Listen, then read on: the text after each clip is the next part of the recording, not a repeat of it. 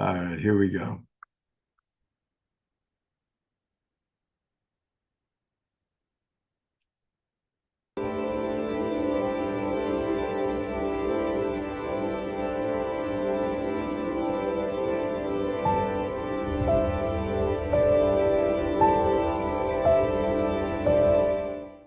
What if I were to suggest that you play a key role in the awakening world?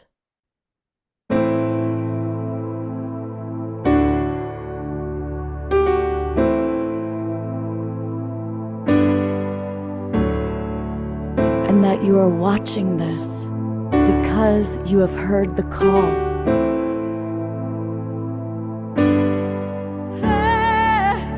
We can start right now by opening our hearts and minds.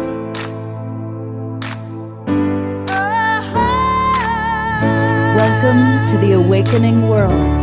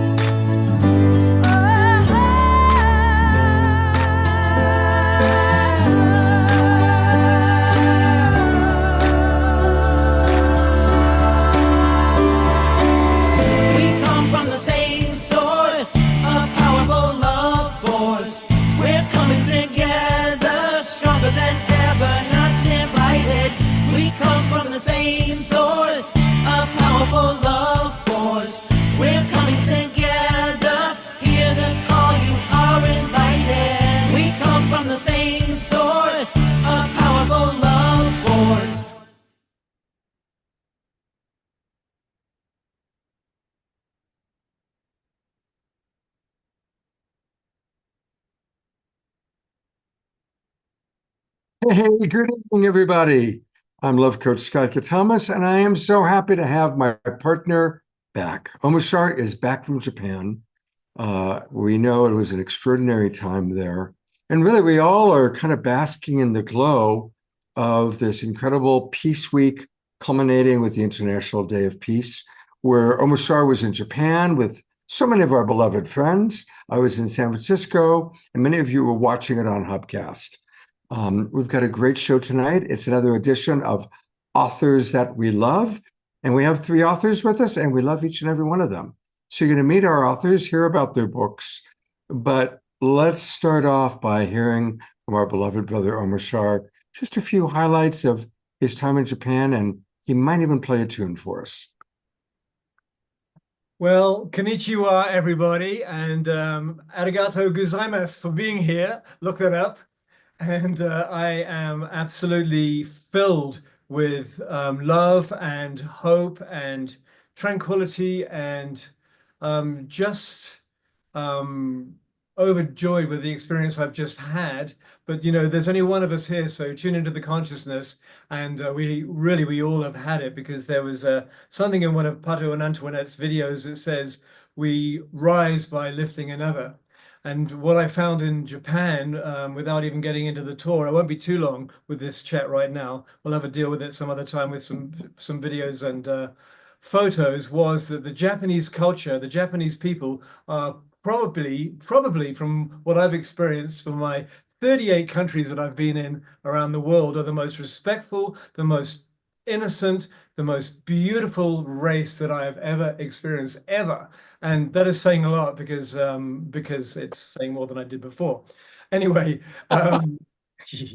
so we went from Tokyo. We had an amazing time in Tokyo. I would not want to live in Tokyo. It's such a massive city, unbelievable. However, so we're going to fast forward to Mount Fuji, where we had 700 people turn up, local people that traveled, some of them for a couple of thousand miles, to be there for the Unity Earth concert that was at a place called the Mount Fuji Sanctuary. Mount Fuji herself, as a volcano, a mountain, if you got quiet and just tuned into Mount Fuji, she would talk to you directly. I almost couldn't believe it, except that I know that stuff is real, that I don't have to get over my woo-woo judgment anymore. And I felt Mount Fuji, the power of the mountain in my heart, and then the power of almost 700 Japanese peace pilgrims who turned up at the Peace Sanctuary in Mount Fuji. We all joined together, and with translators and with just the presence of each other, we came to just a beautiful high. It's hard to put into words because it's all really a feeling, but it was a feeling of complete consciousness, no conflict, and just everybody respecting everybody and coming from the heart. And there were some amazing musicians there from Israel and from South America, and of course, beloved Kristen was there, and I was blessed by being allowed to play there as well. And I even opened up the day with a song called The Wonderful and the New, which I've played several times on the Global Peace Tribe show. So this is almost the end of the synopsis. And then we went to Hiroshima. Hiroshima, not Hiroshima. Hiroshima is the way the Western world fumbles their way through it. Hiroshima, we went there by bullet train. Unbelievable. 300 miles an hour in a bullet train. Gosh.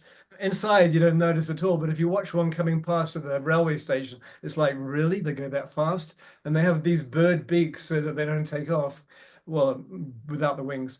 And in Hiroshima, it was just the most deepest, heartfelt, still radioactive place that I have ever been to, ever. We went to the Peace Memorial, which is a bizarre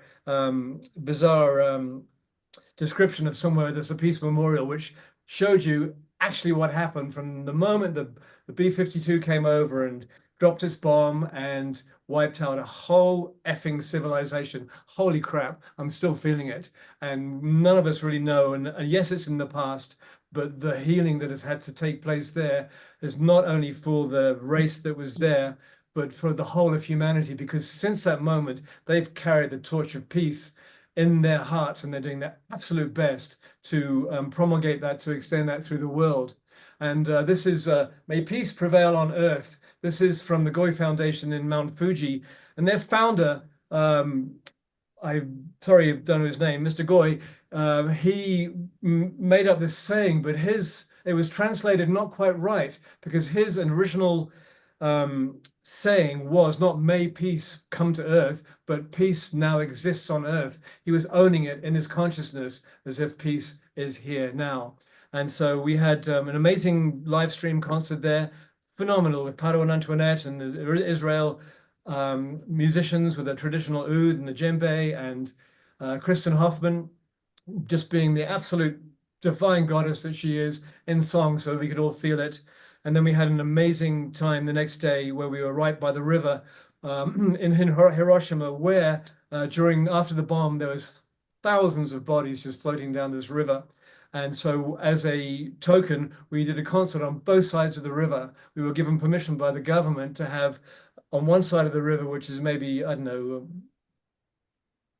500 meters wide, we had a sound system and a tent and people playing. On the other side of the river was us and our sound system and people playing.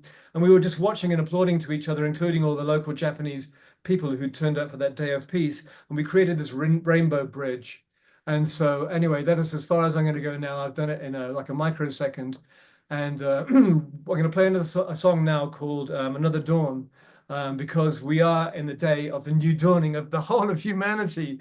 And it may not seem like that on the outer world, but those of us who are tuning in on the inner and in the consciousness can actually feel it. We are rising by lifting each other and doing our best to stop the judgment and blah, blah, blah. We know that route and that metaphysical teaching. And this song, Another Dawn, which we've heard before on the show, is about every time we wake up in the morning, we have the innocent child wanting to come out with us into our day. And then what happens often is the adult logical mind comes in and attempts to say, no, we got things to do. So here we go. Woohoo! Just going to change mic source. Remember that one, Joseph? And there's that. And there's that. And there's this. And rough.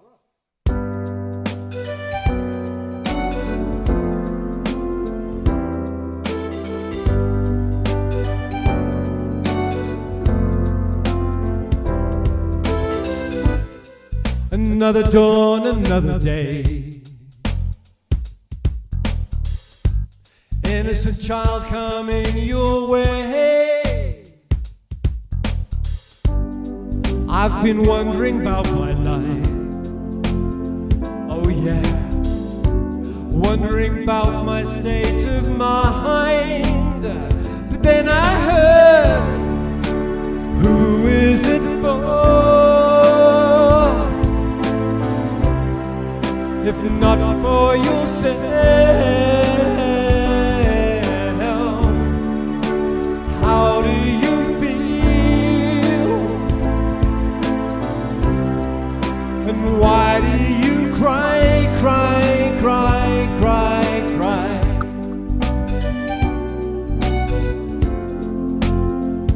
And shooby doo up.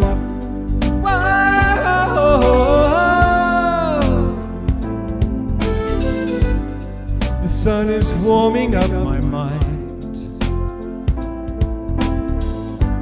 Ocean breeze blows me away. And yet still I've been wondering about my life. Oh yeah, wondering who will take my place. But then I heard, who is it for? If not for yourself,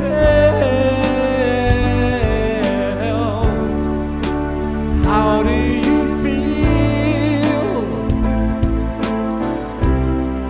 And why do you cry, cry, cry, cry, cry?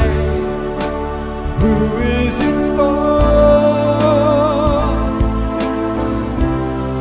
If not for yourself,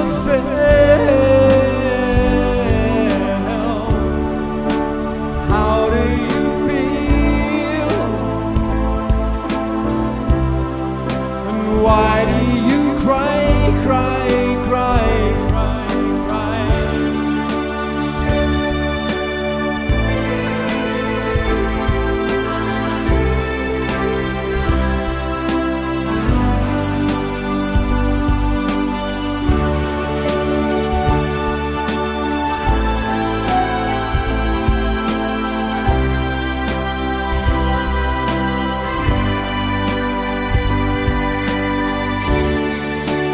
Who is it for? If not for yourself, how do you feel? So come on, let's fly. Come on, let's fly.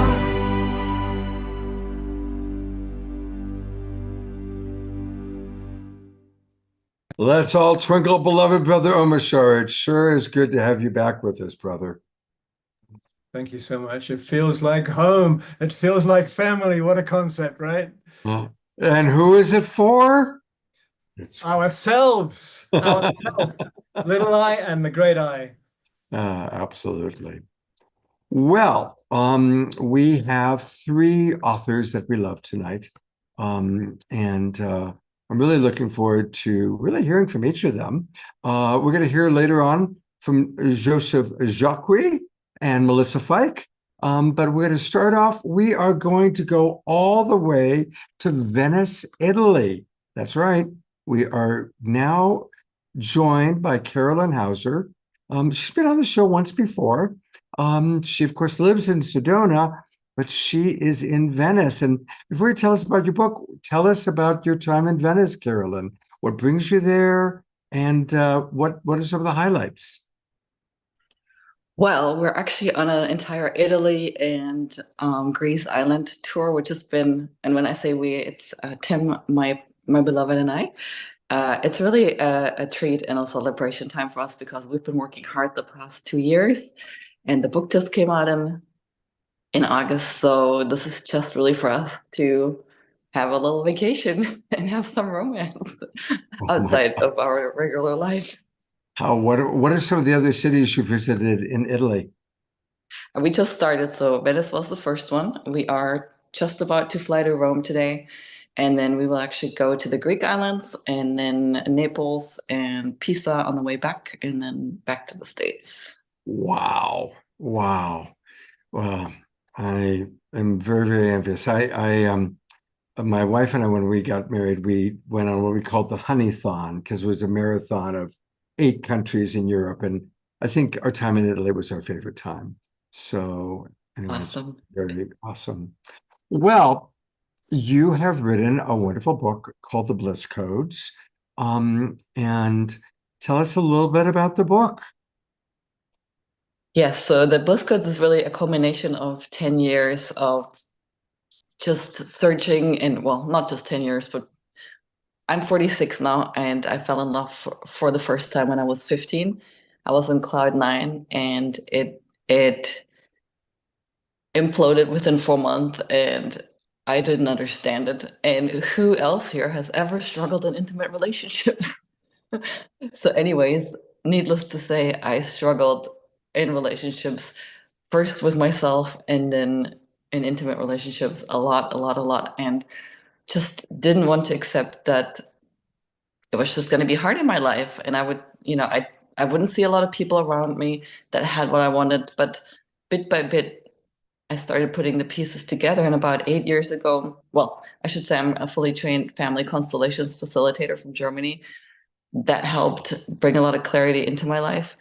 But moving on from there, about 8 years ago, I came across research that pointed out or suggested that part of our predicament or part of the reason why we struggle so much in intimate relationship is actually due to the way that we make love or not make love, because um, there's neurochemical things that go on that if we're not aware of it, will make it so that within a shorter or a little bit longer time, when the honeymoon feelings go, we start struggling in relationships.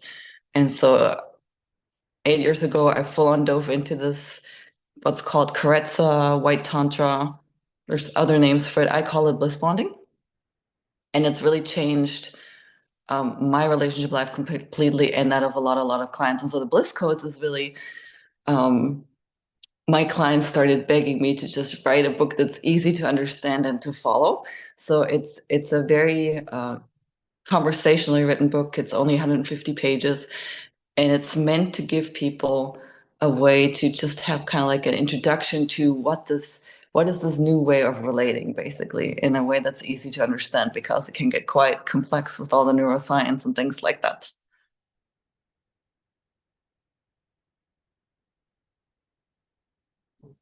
I'm going to go for a moment to your website, Carolyn. And it says, attention, spiritual single women that want to be in sacred union. And our demographics show that about 70% of our audience are single women. So you've got a free training coming up. Yes. So tell us a little bit about the free training.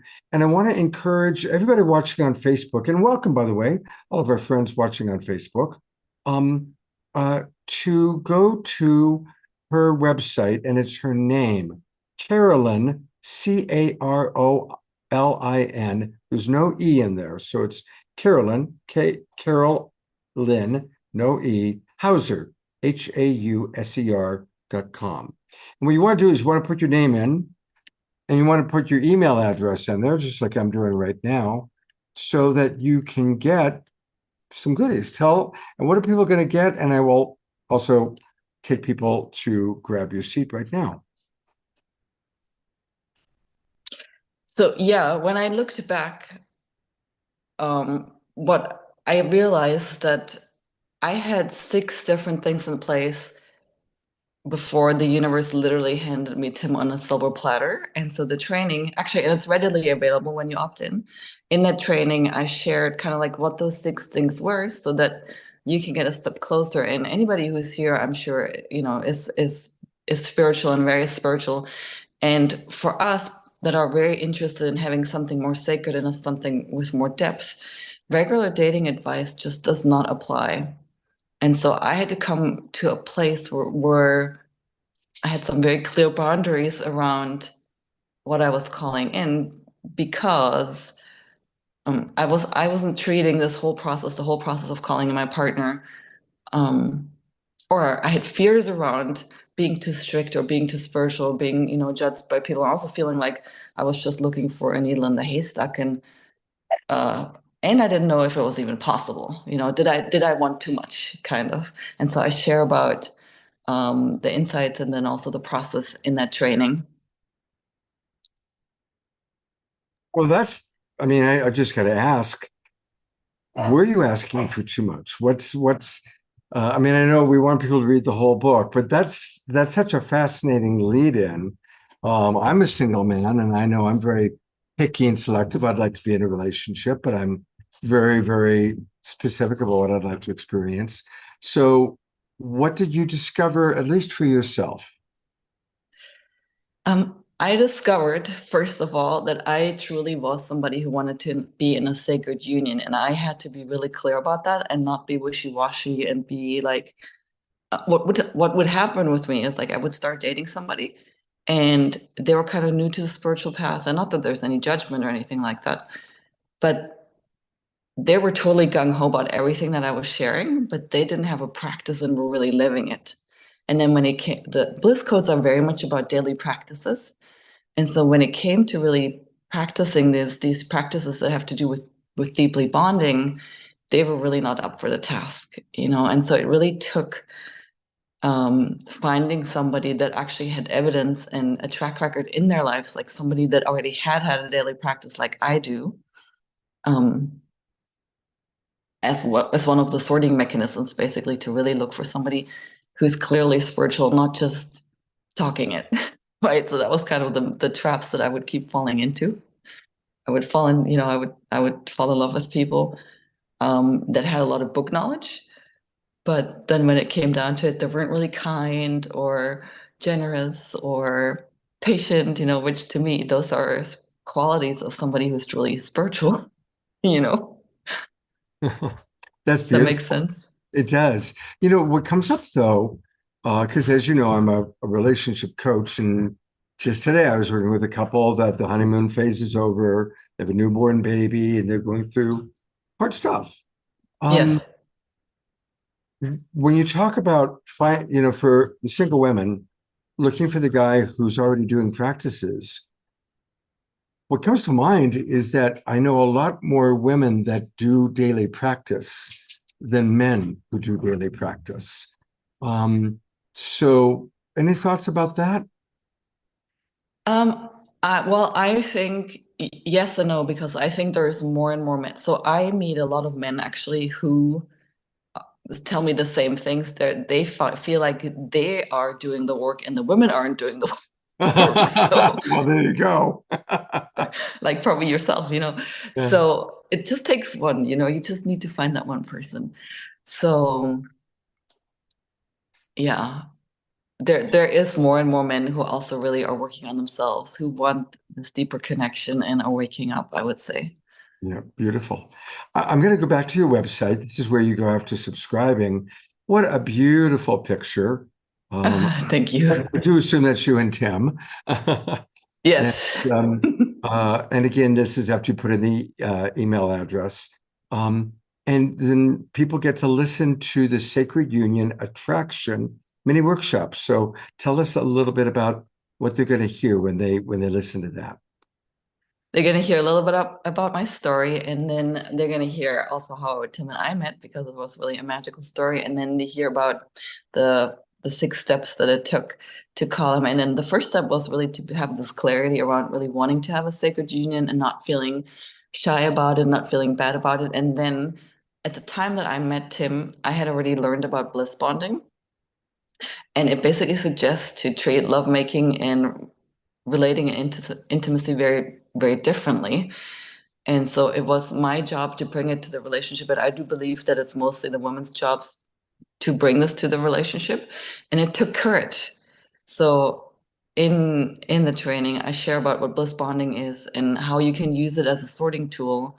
And I truly believe that if I hadn't had that knowledge and had the boundaries in place, that I would probably still be single, because my picker was completely broken, and I would just end up with just not people that could bond with me. And the bliss bonding, so the lovemaking practices have very much to do with learning to bond with each other in the process, heal with each other, heal all the attachment style stuff, heal all at this point in life, when we're in the second half of our lives, we do all have baggage. The guys have it, we have it. And so it's this beautiful process of lovemaking and bonding with each other, but also healing all the emotional baggage that we each bring into the relationship and bond through that too. That is really powerful. Again, as a coach, I'm loving hearing this, Carolyn, because unfortunately, we grow up as children, at least, with this fairy tale. You find the perfect person and then you live happily ever after. Such a terrible lie to tell children, right? And of course, as you're describing, and real bonding comes from, hey, these are my wounds, these are my issues, this is my family stuff. And being able to talk about it and work it through, that is, at least from my perspective, beautiful bonding. And I'm guessing from what I'm hearing, that's part of bliss bonding. Yeah. Yes. So bliss bonding is a practice where you basically, you learn to make love in a different way, and you learn to do it on a daily schedule where sometimes it includes intercourse, and sometimes it truly just includes bonding behaviors that are deeply ingrained in our brain to give us pleasure and rewards, because we have an oxytocin system in our brain that we all have, because we all have the potential to be parents. And unless we would truly bond to the newborn baby, we would probably not go through years of dirty diapers and not sleeping and so forth. So generally in lovemaking, the reward comes from dopamine, and dopamine puts us on a roller coaster and makes it so that dopamine also gets released by novelty. So novelty, which goes away over a little bit or a longer amount of time. So when we help our brain to switch over to the good feeling oxytocin hormone, the honeymoon feelings can truly stay and can last. And it also makes it so that you're peaceful, relaxed, communication problems fall away, a lot of health issues fall away. And it's really a lot has to do with just retraining your brain. And you do that through a daily practice and having really clarity around what you're doing when you're connecting, so that the brain and the amygdala and your nervous system can relax, and you can truly learn to receive from another, and also feel safe that when the other person touches you, it's not always just about sex, but also really there for comforting and bonding and receiving. Wow, beautiful. I have found your book on Amazon. It's easy to find. So I'm going to go to the Amazon page. Just put in the bliss codes and it comes right back up. How to create and sustain sacred union love. So it's easy to find. You can get it on Amazon. Carolyn, where does epigenetics come into play for you here? Where does that is part of the bliss bonding and part of the processing include working on ancestral family patterning? So when we work with clients, we always do it as a combination with family constellations and working through the patterns while the couple learns how to do this bliss bonding thing, So in my experience, the success recipe is really doing the family constellations and learning bliss bonding together. Beautiful. Yeah. Beautiful. So I know you need to go to Rome, but I have to. No, for those who are in a relationship, can you give one tool, just a little taster of something that people in a relationship long term, because we've got couples like Roger and Bonnie, yes. And Eleanor, Joy, and Ian, Connie and Andrew, Sonia and Jeffrey. So we've got several couples with us. What's one tip for some bliss bonding you can pass on? Yes, and I just want to encourage everybody, because we have worked with 30 couples last year. 28 of them, they all came to us with one struggle or another. 28 of them successfully turned their relationships around by learning these things. People that have been in sexless situations, people that have been in volatile situations, people they were in sexless situations because of hormonal issues. So it really is in my opinion, the key to helping you turn it around, no matter where you're at. Like we've had couples that are in their 60s and 70s and feel like they're and been together for 40 years that feel like they're back to where they started dating. And the best way to start is to intentionally, and it will feel weird in the beginning if you have gotten into a place where you're not touching anymore a lot, or where you're just kind of living side by side, or also if you're used to having touch connected to just having sex, basically. If you just start hugging each other intentionally for 20 to 30 minutes a day, and like I said, it might feel weird in the beginning, but just hang in there and allow yourself to breathe with each other. The longer you can go, the more the oxytocin will start flowing and the more you'll start feeling good. That's like one of the first things that you can start doing. And then there's a lot of practices, and actually the how-to is in the book with videos that we've created. And so the book is not just a book, but it comes with a lot of resources to help you learn this.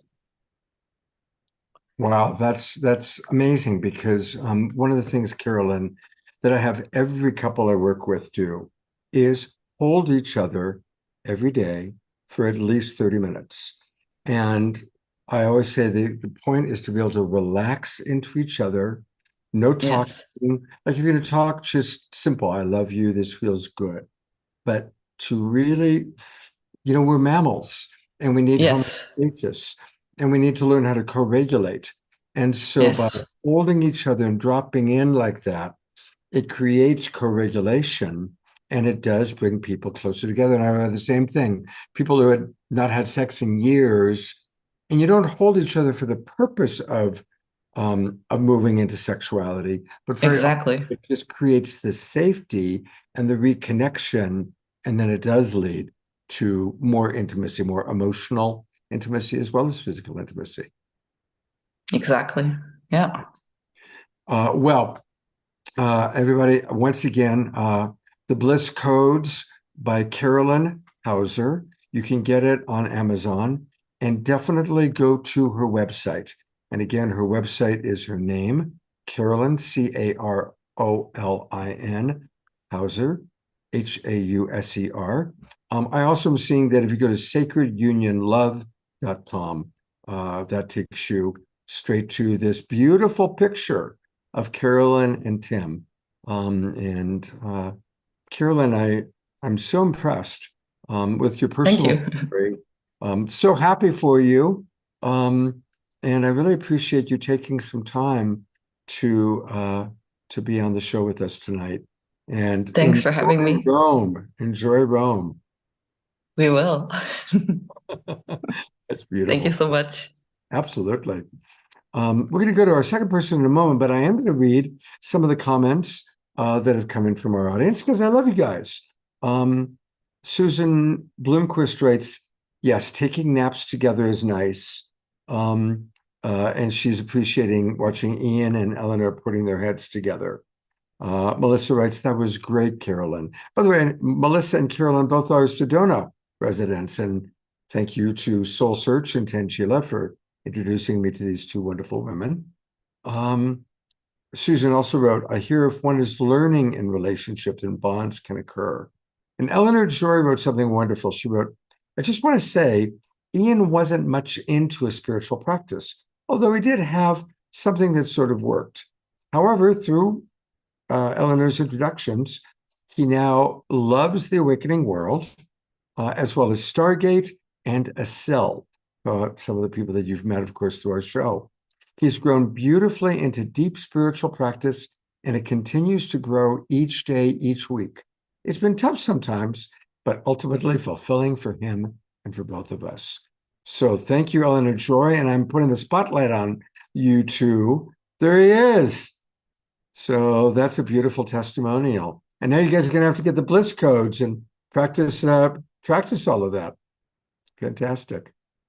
Let's see what else is here. Just some really, people really appreciating what you shared. Oh, Carol from Rhode Island writes, I'm going to have to read this book. I think it's evident that when I meet the right person, book knowledge will not be all there is. I feel there are basic values that must be shared. The details are not important to me. So that's beautiful. All right. Well, we are going to go to our next author, and it is Joseph Jacques. I hope I'm pronouncing that properly, Joseph. We do need you to unmute. Yes.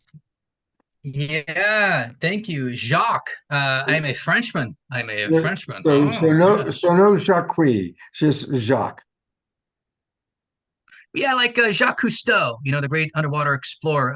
Actually, a funny side note, Scott. My father, a little history here. My father started a scuba shop in Columbus, Ohio, in 1968. And that his name, of course, Jacques. Jacques Cousteau. I mean, Right. the irony is my father started. Oh, right.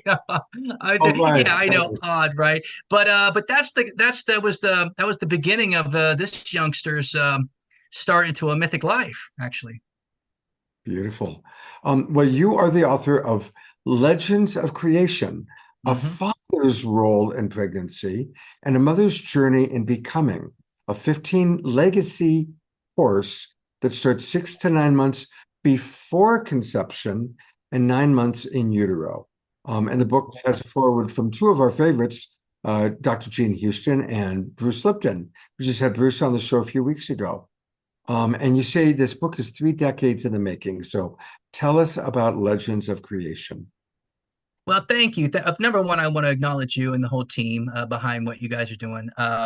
It's so important, really, to provide a platform for community and really to find its meaningful center. I feel that that's, Scott, what you're doing is finding a meaningful center in our community, almost a genuine evolutionary narrative conversation that we get to have that it lifts and inspires and motivates us all. So, my friend, thank you. Thank you. I'm very grateful. Legends of Creation, like I started off with the story. I started off with a story about my dad. My dad taught me to scuba dive when I was 3 years old.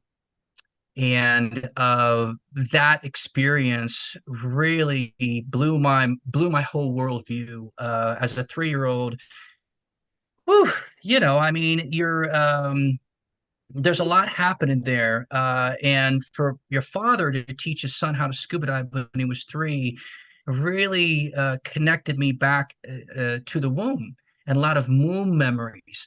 And I had some major visions later on that moved me towards this revelation of prenatal psychology, as well as theater production, social theater production. And so, yeah, my dad says surfaces can be seen, but depths need to be explored. And yeah, right. That was a cool line from Pops, and he ran a scuba shop in Columbus, Ohio, for 50 years. So watching a man do something absolutely, completely, and totally unreasonable in the community was what my dreams were based on, is doing something absolutely, completely unreasonable for the community. And so here we are with Legends of Creation, a little history on me. I know there's some people who have followed my journey. I am the co-founder of Harmonic Humanity, which is an organization that creates jobs for the homeless through art and music. And we're on our 3rd album right now called Hero, which features Jason Mraz, Michael Franti, Maroon 5, and Sarah McLachlan. And that album is, I'm launching it here in Columbus, Ohio, where I'm here with my dad, spending good quality time with the family. And so it's, I spent a lot of time on the streets. And Scott, you were talking, I think, about earlier about relational deprivation and relational repair. And yeah.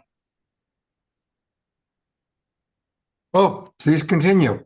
Yeah, and so there was a lot of learning, a lot of humility, a lot of trauma on the streets, a lot of addiction, so much you get to be with, and it's so humbling. It humbles you in so many different ways to be on the streets and be in the midst of all of that. And I think Spirit really wanted me to understand the depths of trauma, the depths of addiction, and have another piece of humble pie and just be full on present with the gratitude in my heart, full on present with that I came here for a reason. And it all, as that was all happening, Harmonic Humanity, I had a vision that started when I was 22 that was about prenatal development.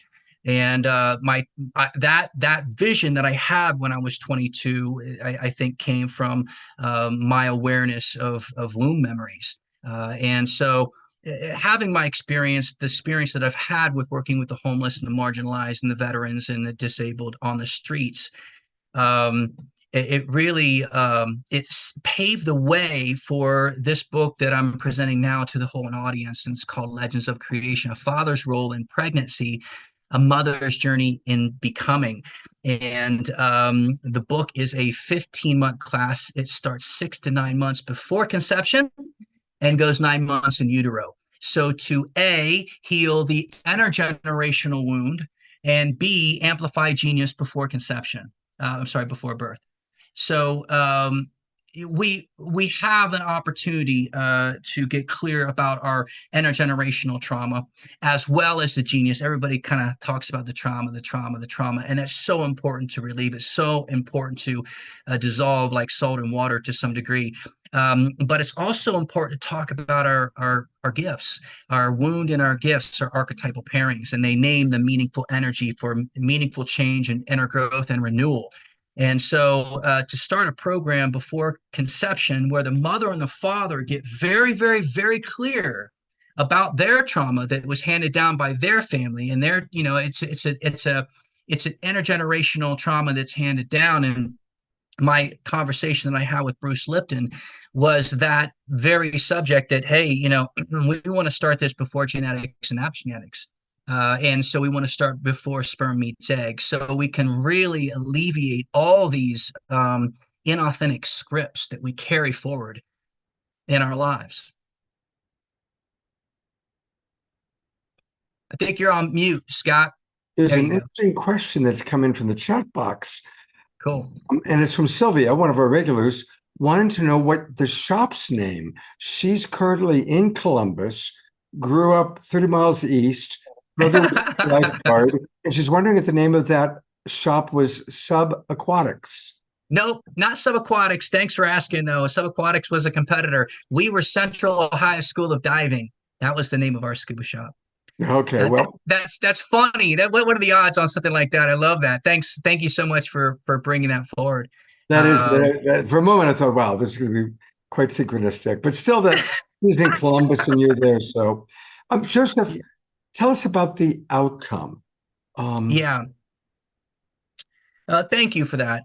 Well, to measure the long-term effects of preconception education and prenatal bonding on the child's later development, psychology, health, awareness, we're talking about getting very clear, the parents getting very clear for before conception about their trauma and their genius. So the book Legends of Creation is a very much of an artist way. It's guided by one of our team of coaches that as a coach in birth psychology as well as a doula and midwife. So it's a combination. So you get a coach in your 15-month experience, again, 6 to 9 months before conception, getting clear about relation, getting clear about past traumas, getting clear about genius in family. And then in utero, within the context of the book, there's a section where the mother and the father and the coach get very clear about the mother and the father designing their own learning in utero program for the child. So it's not something, I'm not going to, it'd be arrogant of me to create the learning in utero program that's very, individualistic for the development and the growth of the child. So that happens while in utero. So there's 2 parts, and those are the 2 parts: the getting very clear about the intergenerational wound and trauma, as well as the family dynamic. And then in utero, getting clear about bringing forward all the joy and the bliss and the energy and the wisdom that the mother and father would like to bequeath the unborn child.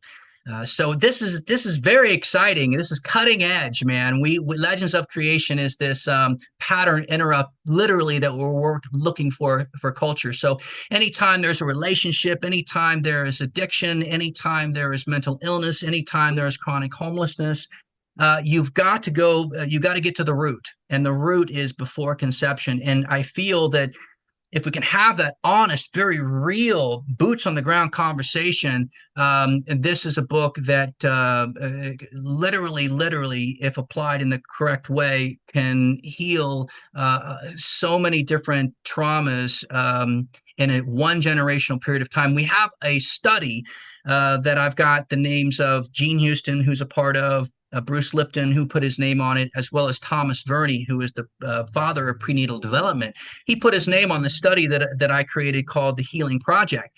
And the Healing Project states very, very boldly, and I think it's time, Scott, for very bold statements. It's time, man. It's time that we become activists in this sense, in the sense that the study is to reduce addiction, trauma, homelessness, and mental illness by 50 to 60% over one generational period of time through preconception education and prenatal bonding through Legends of Creation. Wow. And so that study, the idea of the study is to get funding and to move it forward. So again, to learn and not to do is really not to learn. So we want to make sure that we provide the curriculum for all of our listeners, everybody out there, so they can have the tools and distinctions, the skills, the philosophies that can move them into their great meaning map. And that's where we're at, brother. That's where we're at. So I'm excited.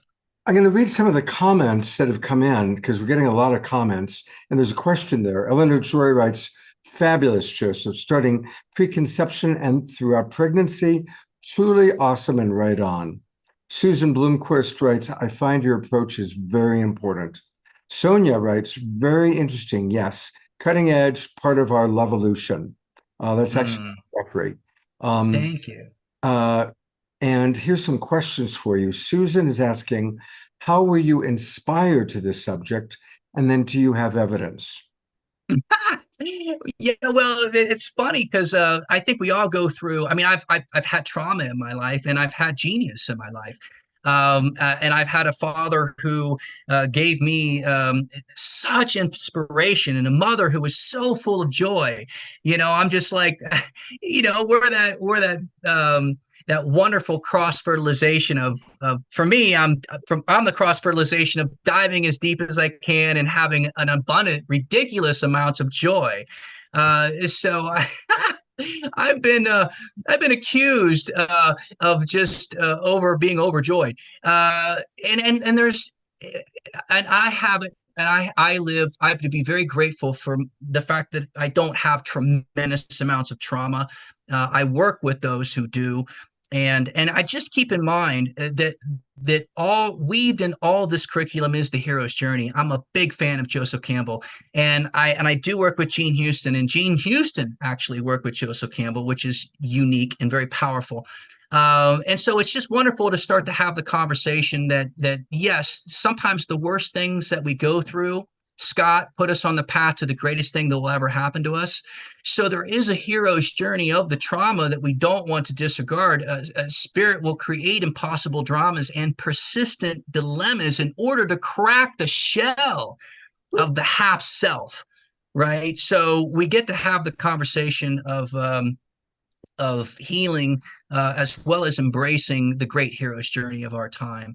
And that, in essence, the separation, initiation, and return arc of Joseph Campbell's work plays out and meets us where we're at, but moves us forward. Anna Dad Judith, I think you've had on your show, she says the hero starts with the striving of an individual, but ends in the healing of a community. So Susan says you were inspired by your parents. Ayada writes, Joseph, this is such wonderful work you're doing. I have a grandson in Columbus, a father of 4-year-old twins. I will definitely recommend your book and heart-centered work to him and his partner. And Therese writes, Monsieur Jacques, I am stunned. It feels like you're on the awakening world just for me. Bravo. I'll now explore my scuba diving memories from a deeper point of view. Cool. So really reaching people quite nicely. Now, how do we find the book? Well, here's the interesting thing is right now it's online, and I'm teeter-tottering to have it open source. So I have classes going on. I'm working with I'm on my third client now. Very challenging, and I don't want to go into to too much of their story because it's private. But it's it's my third mother and father planning on having a child, and we're still in the preconception phase of the educational program. It's online. And if you're interested, contact me specifically. We're moving it forward. I would like to make it a book, but I'm just so picky about who I'm working with and making sure that it turns out perfect. The best I got. That's all I got. I'm going to give you the best I got. There is a leadership training model, and I want to let the audience know, and Scott, thank you for letting me plug this. The teacher trainer model for Legends of Creation, I designed it because it gives the opportunity for midwives and doulas to have another job, and that's teaching Legends of Creation. It's a 15-month course, right? So, and this will be at whatever you'd like to charge. I mean, you can charge as low as $35 an hour for your session, or if you have wealthy clients, you can charge more. We just wanted to make sure that it wasn't centric on, it wasn't economic centric. So, but it allowed the individual to have a job. And the idea of the teacher trainer model is normally it's a 2-month class that normally costs $1,200 to do. Today, through this show, I'm offering it for $200. And that's a 2-month class that allows anybody that would like to become a teacher trainer of Legends of Creation, contact me. I'm going to have a group of people, probably 15 to 20, who start the class and go through, the 2 months all together, and learn about what this is all about and how to apply it in your life. So we can get started. We can get clear. We can move forward. We can transcend and include rather than repress and deny our greatness. And we can do that together. That's what Changing the Story is all about. And I have been inspired my whole life to bring this to the world. And I'm working with some of the top people in the world in this context of birth psychology. I'm so great. I do want to do a shout out to Dr. Jean Houston. I think she's watching tonight, and her team, as well as Bruce Lipton and his team. They've all cheerled me, and they're all my mentors. And I just want to say, thank you for that. That's wonderful. Yeah, absolutely. So there it is. What a beautiful image. And Jean, if you're watching, it's good to connect. Jean's been on this show before. Legends of Creation, Preconception, Education, and Prenatal Bonding. And I can see that our audience is getting really lit up. Now, what's the best way for them to contact you? I do have your birthinghumanity.org website. Is that the best? Well, thank you for that. And thank you for saying that. I don't know how much time I have left. I get super excited when we do these calls because nobody cares. We're the home stretch, partner. Home stretch. Okay. Well, thank you for Birthing Humanity. There's some big, wonderful things that are coming out of the book. And thank you, Scott. The wonderful, beautiful thing that's coming out of the book is a script called Birthing Humanity. And I'm a unique animal in the sense that I've been working on radical wholeness and bringing balance to the world for my whole adult life. And so I've been working with the homeless for the last 15 years, and I've been working in prenatal for the last 30 years in the prenatal psychology and development. So it's really given me the tools to write a script that was very clear about two couples, Emma and Jake. They're the protagonists in this screenplay that I've written called Birthing Humanity. And it's awesome, guys. It's a journey of these two couples, and they're genius couples. It's kind of like best way to describe this movie is how do I say it? I would say it's what was the movie by Matt Damon and Ben Affleck? Oh gosh, now I can't remember. I'm thinking too fast. Oh shoot. I'm so sorry. It's called it's the one with Robin Williams that he did, Scott. What was the one with Matt Damon, Robin Williams, and Ben Goodwill Affleck? Hunting. Goodwill Hunting. Thank you. I just got stuck. Goodwill Hunting. So it's really the Goodwill Hunting for humanity, and how to address genius like Robin Williams did, and how to deal with trauma like Robin Williams did. Robin Williams was the mentor for Matt in this story, to help him with his traumas and to help him with his genius. And I thought that was a very unique, interesting, beautiful, powerful movie, timely movie, man. You know, it really was. It was cool because we just identified with the characters. And geez, So stoked. Joseph, because we got to wrap up, because I'm going to take Yes. it back to you, although we love the movie Good Will Hunting. But the best way to reach him, I believe, is if you go to birthinghumanity.org, you can watch the video, and if you scroll down, then that's where you can Yep. join the movement. Put in your name, Yep. and that's the best way, I'm imagining, for people to reach you. Well, and please just simply put my email for now out there. I'm okay. I'm not. I haven't got hundreds of thousands of people bothering me just yet, Scott. Okay. And So, yeah. but I want to read it to people then, because most people watching are watching on Facebook. So if you're going to write to him, it's Joseph at harmonichumanity.org. Joseph, Joseph at harmonichumanity.org. And I would love to continue, but we've got a special thing that's about to happen, and we've got Melissa Fike, and we've got 2 more Embouchure songs. So again, this is just a little homeopathic dose of your wonderful medicine, Joseph. But I can see you really lit up our audience, and you may want to stay on and chat with our audience using the chat box, because I think people might have some questions for you. Thank you, Scott. I just want to say thank you. You're awesome. And I really appreciate the platform to speak love into truth. And you're just, you're a display of what's possible in a mythic culture, and you're bringing it, man. And I just want to say thank you. And I'm grateful. We appreciate you too. And thank you for the wonderful work you're doing. God bless you, bro. And we'll talk privately about the other things we started talking about. Sounds All good. right. Thanks, Scott. We're going to get to Melissa Fike in a moment, but I have a very special treat.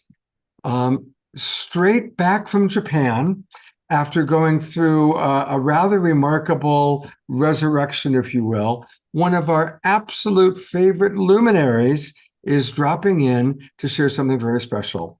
And I am talking about the one and only, drum roll please, is Marty Casey. Hey, Dr. Marty. Oh, wow. Hello, Scott, and hello to the Awakening family. Wow. Thank you so much for the invite to just drop in and just kind of share with you all a little bit of my experience of what took place in Japan. What an amazing event it was all week. But I had no clue that I was going to be entering on a roller coaster ride.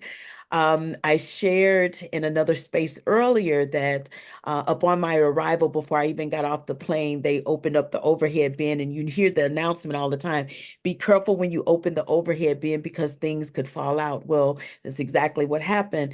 I was leaning over in my seat, and someone opened up their overhead bin when a jug of water fell out and hit me in the back of my head and shoulder kind of area.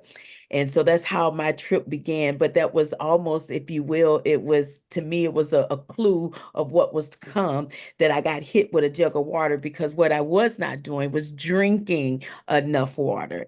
And because I had not been drinking enough water, and we were traveling, we arrived in Tokyo. We was there for a few days, and then we went on to Mount Fuji for a few days, and then we ended in Hiroshima for a few days. And through that travel on the bus, on planes, trains, bullet trains, you name it, we were in cars, we were taxis, we were walking, we were doing a lot of things. And what I really want to just remind everyone is that especially in the space that we sit in, as I just heard Joseph speak about, we sit in a place of healing and helping others with their trauma and their self-care, but we're the last ones to really kind of fuel ourselves up. And I am notorious for that, and it caught up with me. And so here we are on that second leg of that trip in Mount Fuji, beautiful, beautiful Mount Fuji, and may peace prevail on earth center. And as we have, just experienced some of the most amazing events that one could experience. I'm making my way back down the path and going inside of the center after we had been sitting outside in the hot sun, beaming down on me, and I was profusely sweating, but I'm a warm nature person anyway. And so I said, well, I'll just cool off once I get inside and I'll take a seat. But I started to get dizzy, and it was lunchtime, but I wasn't hungry. I started to feel like my stomach was cramping, and just head was getting light. And all of a sudden, I just wanted to if I could just lie down. And so I made my way to the floor. I started, I just laid there, and someone come and was fanning me. And I didn't want to make a scene. And so I said, as if me laying in the middle of the floor was not a scene, but I said, don't fan, don't worry, I'll be okay.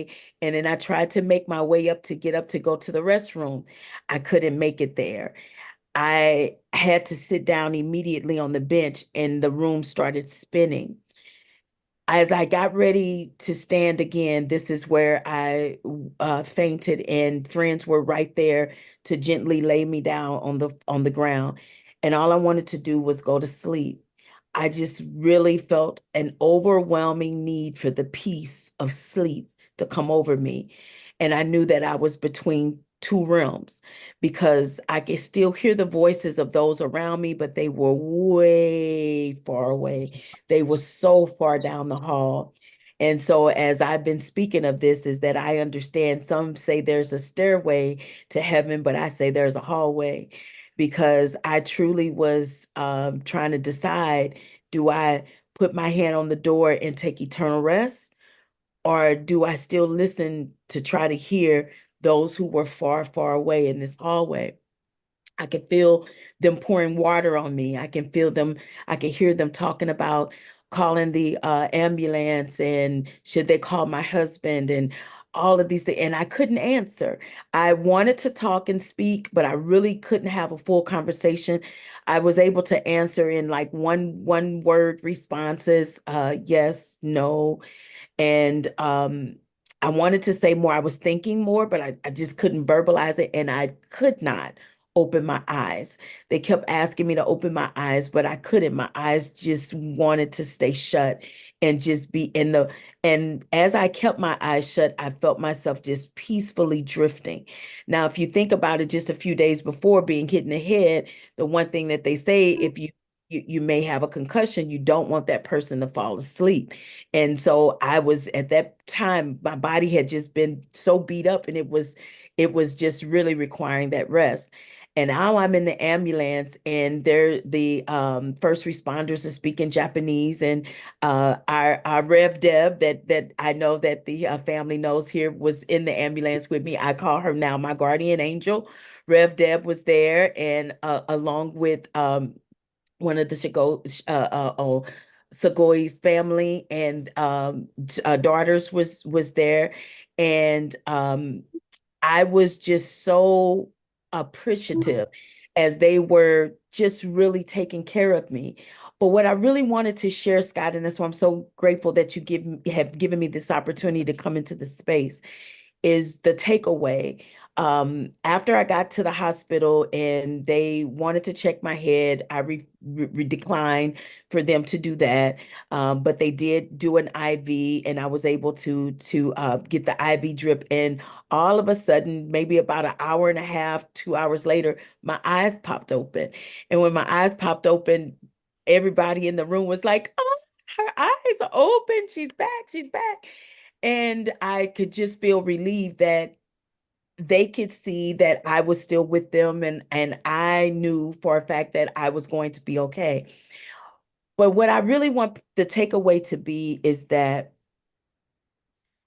we don't always speak each other's language, and we don't always understand what the other person is trying to say. But when we value each other's life, and we meet each other in the heart space of really taking care of each other from a place of humanity, life then can still be lived. We can still breathe together. We can still become together. We can still create together. They valued my life enough to fight for me, even though they didn't speak my language. They just did what they know to do for humanity's sake. And I valued life enough to fight for life to still be on this side of the veil, if you will, simply because I love the work that I've been called to do. And just within seconds, I could have gone down the hallway and turned the knob to the other side. And just like that, this conversation could be different versus you welcoming me to come into this room. You very well could be speaking about me in a whole different manner. So when I say to you, people say life is too short. I don't really use that term because I believe that life is just right. I believe that exactly the amount of time that we've been given on this earth to do the work is exactly the amount of time that we need to serve and to be valuable to one another. I don't believe that life is too short, but I do believe that life is unpredictable. And I saw that and witnessed and experienced that firsthand just a few days ago.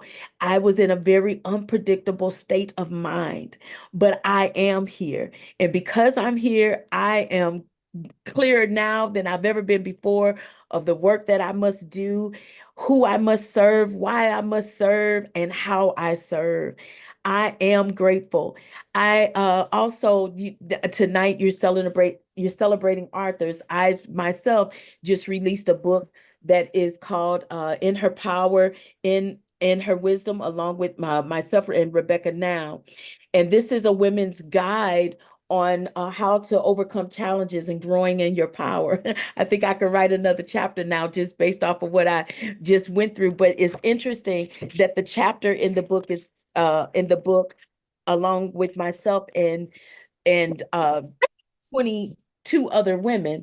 I'm the first chapter, and it's called Born in Purpose. Born in Purpose. I Wow. almost died in That's purpose. And now Marty. I say I'm born in purpose once again. I am born again in purpose. And I just want everyone here by the sound of my voice, if I can just get everybody to just twinkle their fingers and smile at the same time. And this is just saying that we love and appreciate life, and we see you and we hear you and we love you. And as long as you can lift your hands up and smile and twinkle your fingers, know you have something to do. You have purpose. You have life to live. You have so much to give, so many people to serve. Continue to show up and be great. And don't you dare sweat the small stuff, because life is not too short, but it sure is unpredictable. I love you, Scott. And I thank you so much, brother, for allowing me to come in and twinkle some fingers and smile with family. My pleasure, Marty. And I'm grateful that instead of me having to announce the passing of Marty Casey while she was in Japan, I get to instead introduce you and have you, and for us all, twinkle our feathers, twinkle our fingers together. Thank you so much, Marty. And do you have something happening on Friday that people can come to? I do. So I am inviting, this is my way of sharing, and I would love to invite everyone to come and be in my Zoom room at 12 noon on Friday, Central Standard Time. I'm in the Midwest, and I want to not only share what I just shared with you, but I kind of want to break that down a little bit more and give you a few tools and techniques of some things that I've learned while I was in Japan. What an amazing, awesome, just loving country. Clean, very respectful, very honoring. And there are so many things that, as we see so many people really they put everything on the line. They sell everything, they give everything to come to America and to land in our land, because we have such an I would just say to be an American is truly an honor to be where we are, but we have so much going on right now. We could truly learn from so many other cultures and places. And I was a sponge while I was in Japan. I wanted to make sure that I came back with some medicine for America to say, I want to gather the best of what I'm seeing in Japan and bring it back to us. And I was just in Spain a few months ago, back in May, and I did the same thing while I was in Spain. So I want to just share culturally all those things that I've gathered that I believe are some of the best things, and bring it back so that we can continue to rise together, because we are one humanity. We are one world. There's different spaces and places you may go and be, which is wonderful and great. Nobody's greater than the next.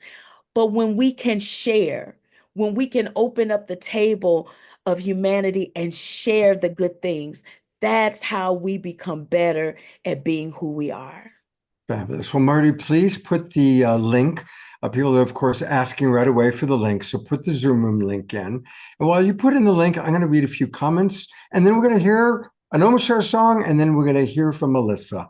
But some of the comments coming in, Charlotte LaFranc just says, what do you all feel? We love you, Marty. Joseph points out, twinkles are feathers. Yes, I got that confused. Fingers, not feathers. Ayana writes, Dear Dr. Marty, thank you for connecting with us tonight and sharing your experience in Japan. What a poignant reminder about being present and fully living every moment. I'm so glad that you are still with us, and it was only a passing experience. Kathy writes, the Japanese are steeped in tradition and respect their culture and their elders. Susan Blomquist writes, it took me years to understand the Japanese idea of flower arranging. It's probably a whole show around that. Susan Woolridge writes, so grateful to see you, Marty, here twinkling. So make sure you put that link into the chat box, Marty. So I'm going to send it to you, Scott, so you can send it out to everyone. I'm going to send it over to you because I am having some issues with my computer. That's what took me a little minute to get in here. But okay. Can I just make one quick comment? Because you said feathers, and I don't think that was by accident. One of the things that took place during the tree ceremony when we were in Hiroshima, in the Hiroshima park, I heard Spirit say, go and find 3 feathers. And I don't know, when you just heard me say that out loud, what did you feel? What did you think? Well, that's exactly how I felt. Like, where am I getting ready to find 3 feathers? Like, okay, Spirit, did I just get hit in the head again? But I broke out of the circle and I started walking and I found 1 big feather. Then I started walking back and I found another feather on the ground, a big feather. And I just said, let me get back in circle. I don't want to be distracting. I looked down and there was a really small feather and I found it. I grabbed all 3 feathers. I couldn't believe I found all 3, like Spirit told me to find. And I said, well, how am I going to hold it together? I'm going to just hold it in my hand. And it says, turn around and look to find something to tie it together. I turned around and I kid you not, on the ground was some red string entangled in a leaf. I grabbed the red string and I tied all the feathers together. The feathers represented the ancestors of my people. And the tree itself represented the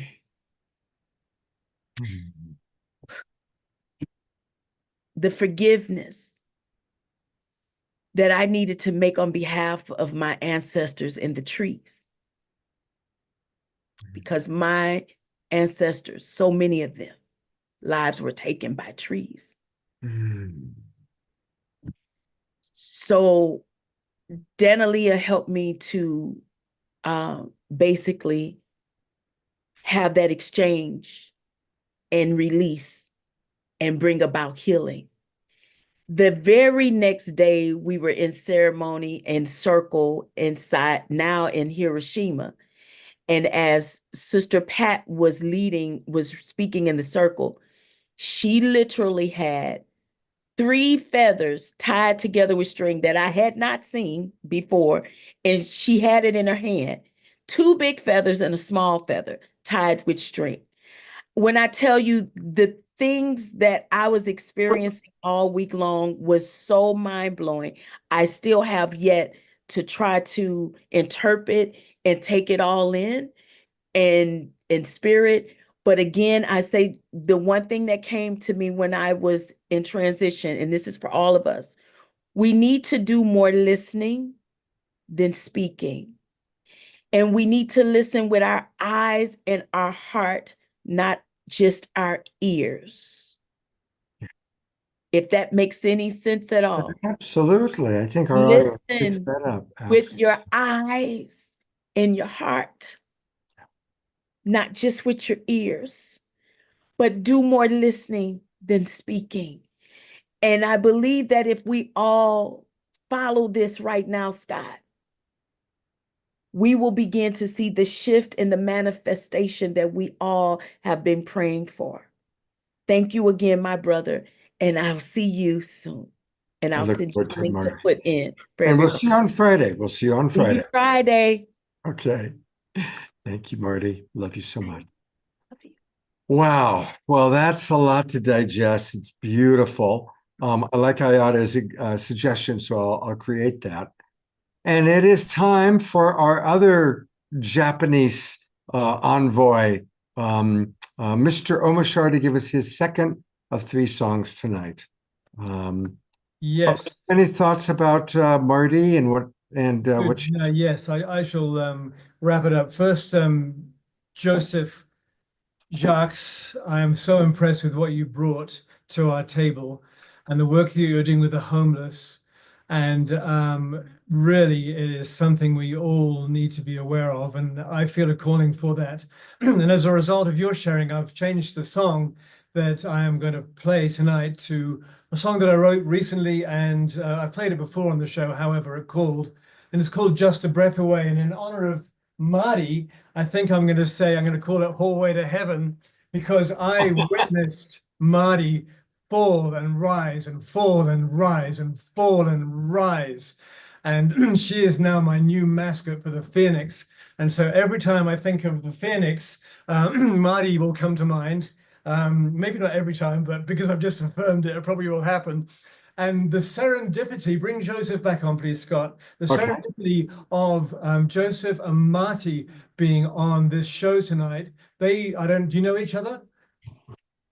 No, well, you should. Not should, but you should, because the work that Marty does with her Angan Institute and the work that Joseph does with his harmonic humanity is so serendipitous that you meet tonight. And you have I think Joseph has a piece that could be inserted even before that which you espouse with your, not drop roll and whatever it is, but you have a saying. We won't go into it now because we're out of time. However, I'm just saying that because I feel it. And now I'm going to sing the song, what is it? Hallway to Heaven. Yeah. So let's take a deep breath, all of us. Let's get out of our heads for just 4 minutes. Put your hands on your hearts, because we're going to greet beloved Melissa in a minute. And let's get prepared, because we just taken in a lot, as Scott said, and let's just digest that. All right.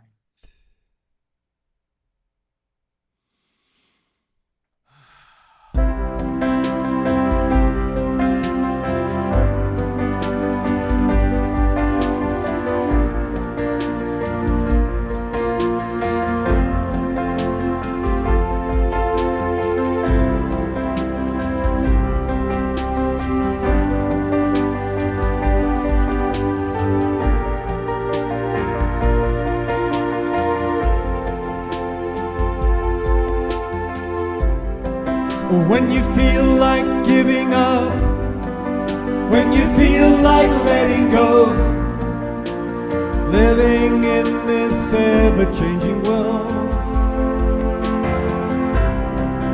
when it seems that all is lost and you don't know where to turn, the future seems so very far away. So just know there really is a plan. The sun will always shine, and with your hand in mine, our heaviness fades away. The love in our hearts will melt the darkest day. Ba-da-dum-bum-bum.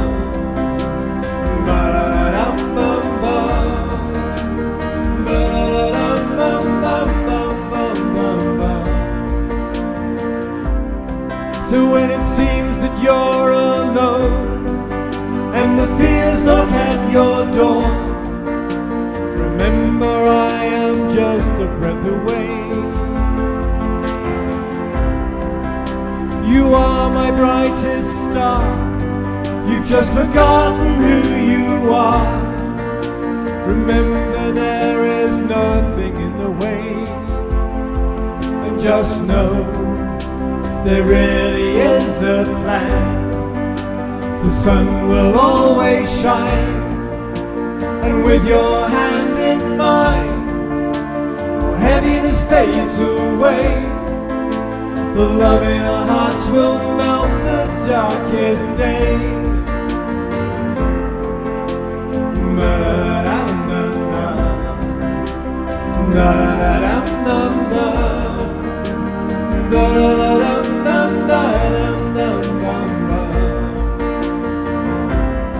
So when you feel like giving up, when you feel like letting go, remember I am just a breath away.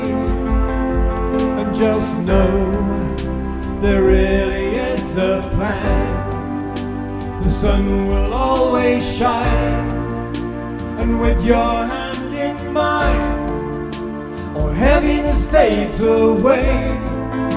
The love in our hearts will melt the darkest day. The love in our hearts will melt the darkest day. The love in our hearts will melt the darkest day.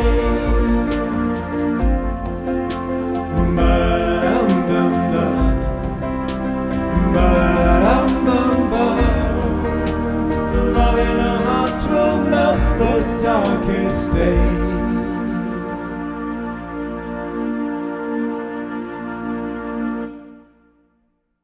Let's all twinkle our beloved brother Omar Shah, who helps our hearts melt away. Absolutely. And hey, I want to remind everybody that we can best get Omar Shah music by going to Bandcamp. If you go to his name, omarshah.bandcamp.com, that's where you'll find his 5 albums. You can follow him. And of course, he's here every Wednesday and Saturday night on The Awakening World, which is such a blessing. And he has one closing song for us tonight after we hear from Melissa. Thank you so much, Omar Shah. Love you so much. You too, brother, and all of us. That's really beautiful. You know, I have had the good fortune to spend time with Melissa when I've been in Sedona. She's been on the show a few times, including last week. And when I learned about this book that she wrote, I thought, oh my God, we've got to have her on Authors That We Love, because she is an author that we love. So thank you, Melissa, for coming back on so quickly. And thank you for, I always love how you moved the music and you smile, and you're just a wonderful, wonderful guest. And I really always appreciate when you're with us. Thank you so much. That's because I love you, Scott. I love you too. A little bit about Melissa, for those of you who don't remember or who are seeing her for the first time. She is a best-selling author and a channel, and she supports people's spiritual adventures by becoming connected and conscious creators of their own lives. She's all about helping us to learn how to raise our vibration and align with our authentic path. She uses metaphysical topics, ancient practices, and the Akashic Records. We're going to learn all about that tonight from her. The Akashic Records on the quantum field to help us to heal and transcend our past lower frequencies. She is the best-selling author that we love of A Radical Approach to the Akashic Records. Master Your Life, Raise Your Vibration. She's the creator of Activating Ascension Classes, Intuitive Development Certification, and Akashic Records Certification. So she's doing a lot. And why don't you start by just telling us a little bit about your reality on the Akashic Records? You know, we hear about that, but as someone who's studied it and understands it, what are the Akashic Records? How do they work? That's a really good question. So the interesting thing about the Akashic records is that there are levels to the records, and most people think that when they think of the Akashic records, they're actually thinking of the Earth records. And in the Vedas, they're very clear that there are actually levels to the records. And for the Earth records, I'll go into that first. The Earth records hold all the information, past, present, future, and parallel experiences of the Earth, and the dimensions that are related to the Earth, like the fairy realm and other dimensional frequencies, plants and animals. So all the records that are held there are imprinted in the Akashic records on the Earth plane. And that's where most people connect with. And I'll share my story of what happened. And about, I think it was like, I'm guessing around 2015, I was downloaded in an instant all about this, that we need to stop looking at lifetime after lifetime, that they said we need to work with the whole pattern. We need to clear complete patterns of karmic patterns instead of trying to like do like baby steps. We want chunks. And they were talking about the Akashic records, and I argued, of course, and I said, you know, I've many guides. I work with a lot of different beings, multi-dimensional beings, and I said, oh, the Akashic records, I'm really not interested in doing past life work. I've done it in the past. And they said, no, this is about really transcending the karmic patterns that are keeping people stuck so that they can clear those karmic patterns and really anchor in their higher consciousness and be more on purpose in life. And I said, well, I'm interested in that. And they said, well, we want you to start working in the, what they showed me were these records in the quantum field. And they're also considered the galactic Akashic records. But basically, these records hold all the information of creation of our galaxy. And there's other Akashic records, by the way, but this is where we are right now. So it holds all the information of the records of anything that's ever happened, past, present, future, including creation itself, and including all the collective consciousnesses, all the possibilities that could happen, cultures, transcending cultural systems, moving past old genetic issues and things like that. So what they said is if we work here, this is a living energy. And it's different than the Earth records. The Earth records actually hold, it's literally written in stone, I guess you'd say. But the galactic records, those records are a living frequency. So if you've come here, and I loved what Joseph was talking about. This is really interesting because Joseph was talking about trauma in the womb and all that. And I've actually studied that in epigenetics, and I've actually worked with healing people through the beginning and their whole conception and the whole thing. I've actually worked with people to transcend some of their trauma from just the that whole experience of egg and sperm into a baby being born. And there's a lot of trauma that can happen in that energy. But one thing that I was going to say about Joseph is that, remember, the mitochondria that is you, right? You have mitochondria, which is the energy of the cells. That was created in you when you were 3 months gestation in your mother's womb. So, and it's only passed down through the women's genetic line. So you actually didn't just experience your lifetime, but you've also experienced your mother's lifetime. And because of that, you have these traumas and lower states of consciousness is really the way I like to look at that are holding you back from being who you truly are.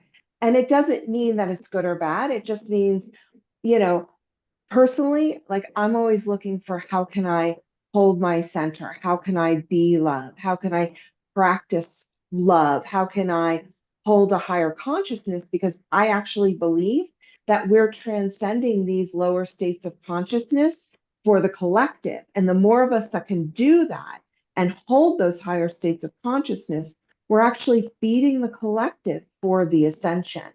And for me personally, I try to let go of fear, duality, and needing to be right and all those other egoic things that sometimes keep us trapped in recycling in the reincarnation recycling center. So, because attachment is what keeps us recycling, basically. So these Akashic records are a living energy and they literally transcend different things. And I can watch how it all unwinds. It's really fascinating. To me, what Spirit has told me that when we're doing this work, we're healing on the mental, physical, emotional levels in the DNA, in the cellular memory, along the genetic line, which is very, very important, and in the Akashic records, and sometimes culturally. When I mean culturally, I mean somebody who's enmeshed in a really strong cultural their culture is strong. Americans, our culture is kind of like a hodgepodge of a lot of different cultures. So it's not like the Japanese, like they have a very powerful culture. And when I've worked with anyone from Asia, from Japan, China, Malaysia, I've worked with clients all over the world. And when I have to help them culturally, also to transcend some things for them. So yeah, that's the gist of the bigger picture of the Akashic record. Wow. So when somebody gets your book, what are they going to experience? Like what does the book serve as terms of tools and bridge? Yeah, I love tools. They are my favorite thing. So I have meditations in there and I tell people you can buy the ones I make, but really honestly, they're all written out. People record them themselves and do the meditations. What you're learning is how these records can help you really look at the bigger patterns in your life and the places that are holding you back from really fully being who you truly are. And we all have these identity pieces.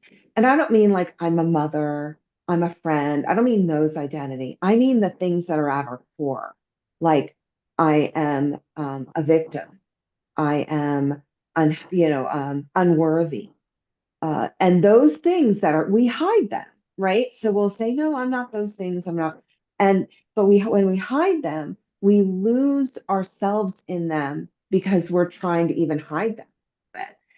And it's easy to really look at the family karmic patterns because when you look at your family's karmic patterns and you can transcend pieces of them, it doesn't have to be perfect, but as you transcend little parts of them and pieces, you are actually helping the whole genetic line and the collective consciousness. And that's why I've had people who have taken my certification and training, and I've worked one-on-one with a lot of people. And I wanted to share kind of what they say because I know what I experienced, but I want to tell you what they're telling me. I just had one of my clients. She was taking the training. She said, "Melissa, this is life changing because I'm transcending things that I've been working on for 10 years instantaneously. And this is changing how I'm perceiving my own life and how I'm perceiving what I thought happened to me in the past because my story has changed. I've changed and my story has changed. I'm not as attached to my story. And that's really the key because it's really our ego's story that keeps us again in that recycling center. And, you know, I think with this book, what I also hear a lot of people say, it has over 1,800 5-star reviews. And of course, other reviews, because people don't, I mean, not everybody vibes with it. But what I hear a lot is it's very easy to read, but it's really deep. And I've had people show me the book and they're like, Melissa, this is the book, by the way. Isn't that a beautiful cover? It is gorgeous. Absolutely Thank gorgeous. you.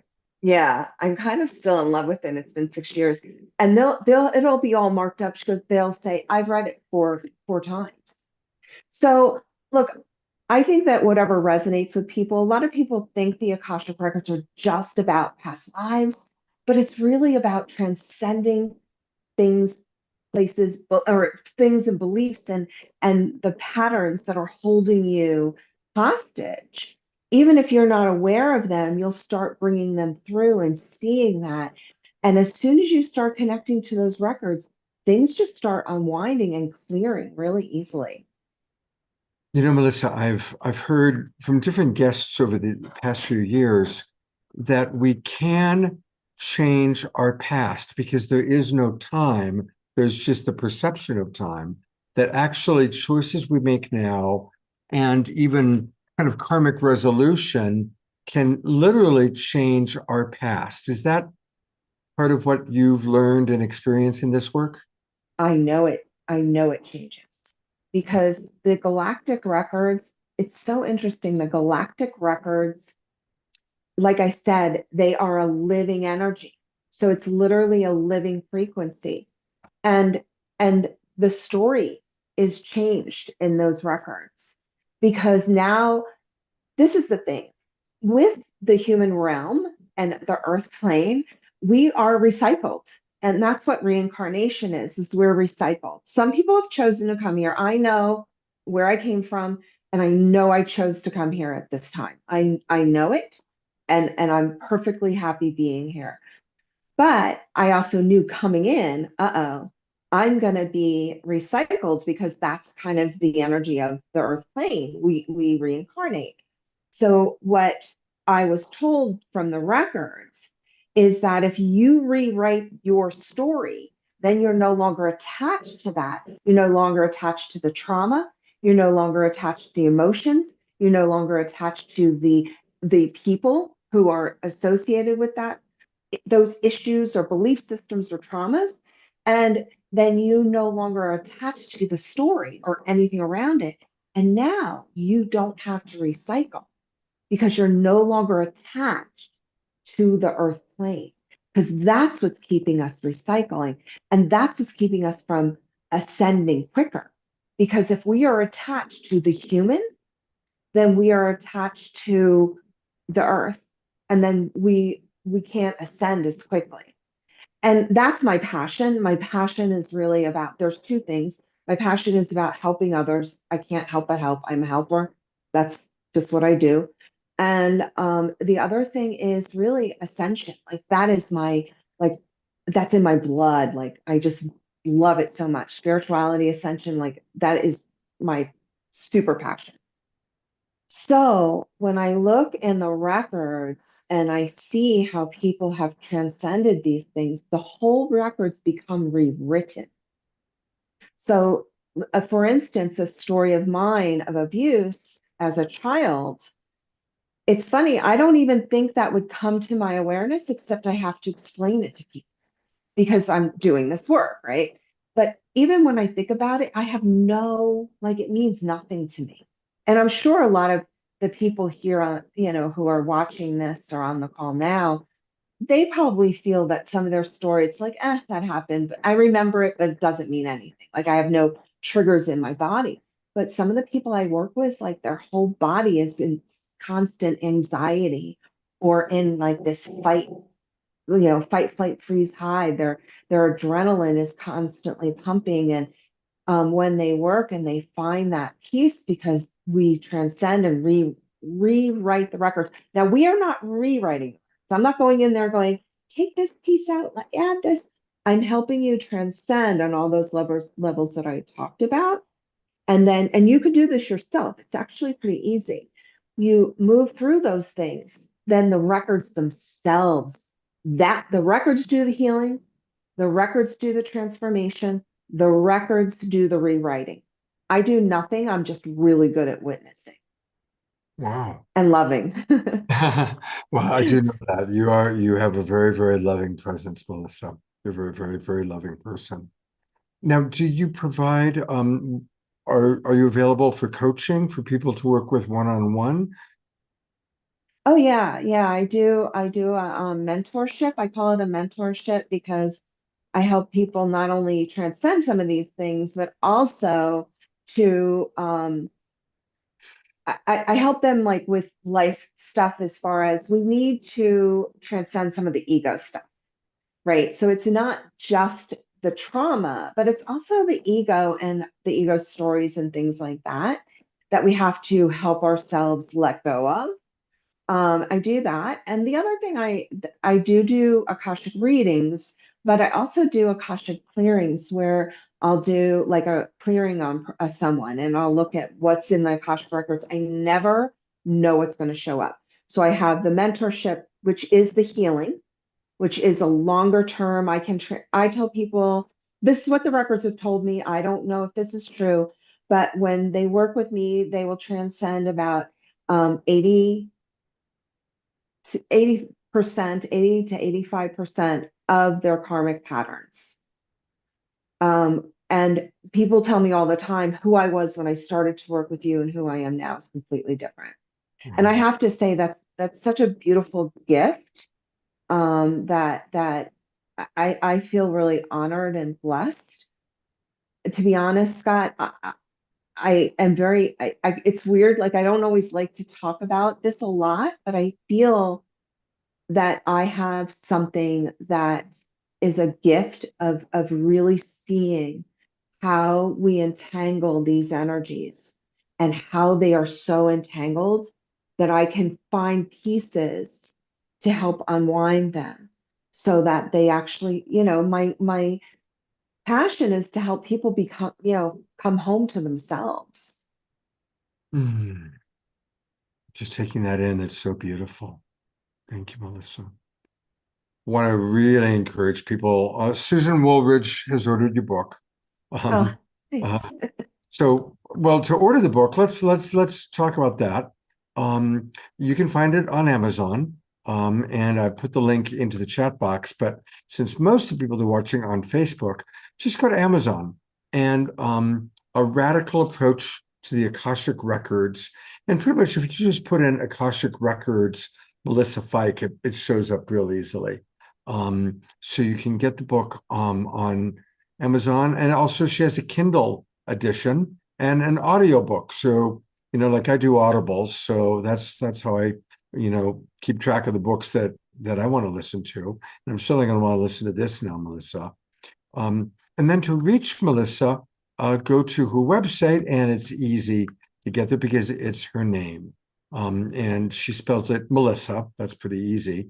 And her last name is Fike, F-E-I-C-K, melissafike.com. And that's where you can learn all about. And there's, of course, her Akashic Records intuitive reading. That's where you can learn about how to be part of her mentorship program, be part of her training. You're doing a lot, Melissa. My gosh, it's pretty amazing how much you're doing. Of course, there's her book. Again, there's the link that'll take you to Amazon. So all things Melissa do exist at melissafike.com. And yes, I want us to raise our vibration immediately. God knows our world needs to raise our vibration. Yeah, it's really about heart-centered awareness. And the thing is, the lower it's really interesting. Can I share this? So I'm telepathic. So I see, feel, hear, like it's like everything at once. But what I see is like this dense material in people. It's all those lower emotions and the fears and the things that we're holding on to. And I can see it, but it's super dense. It's like granite. It's impenetrable. You can't penetrate it. And when we release these things, that denseness leaves. And what happens when denseness isn't there? you have more availability to anchor in your higher consciousness. And I have to say, that's blissful because the more you bring in that who you truly are, you can't help but love. You can't help but come from your heart. Yeah. Oh, beautiful. Well, you're a big hit with the Susans of the awakening world. Susan Woolridge has bought the book and wants to schedule a clearing. Susan Bloomquist writes, I also appreciate the way you're speaking about these things. You're talking about the journey of life. Absolutely. It's beautiful. And Melissa, do you have a particular demographic group you enjoy working with? Or do you work with all people with? I have, honestly, I think because my book has done so well, I have clients from all over the world. And honestly, I really feel that wherever I'm supposed to be of service is in alignment. And I've also helped people really transcend some cultural things. When someone comes here and they have chosen a culture that has a lot of trauma associated with it, or a religion, that has a lot of trauma. I'll take Judaism as an example. When I have somebody who has Jewish blood and that trauma that they have, when we can transcend it culturally, we're actually transcending it for the collective. Mm, So it's fascinating. It's beautiful. mm.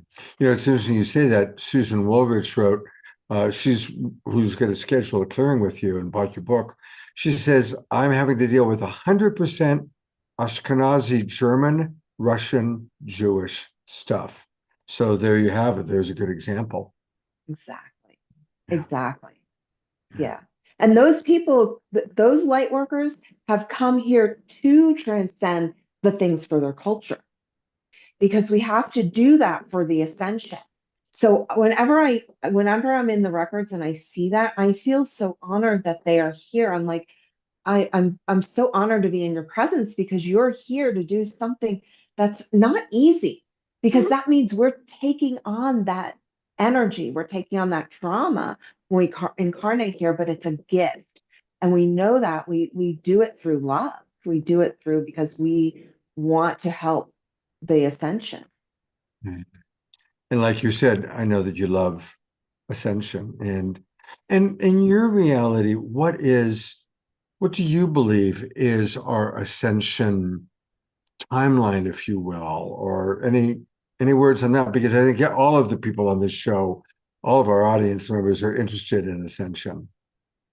Yeah, I mean, from what I gather from the councils that I work with and the Akashic records, the Galactic Akashic records, this is not uncommon. There are many planetary systems that have gone through the same experience and the same ascension process.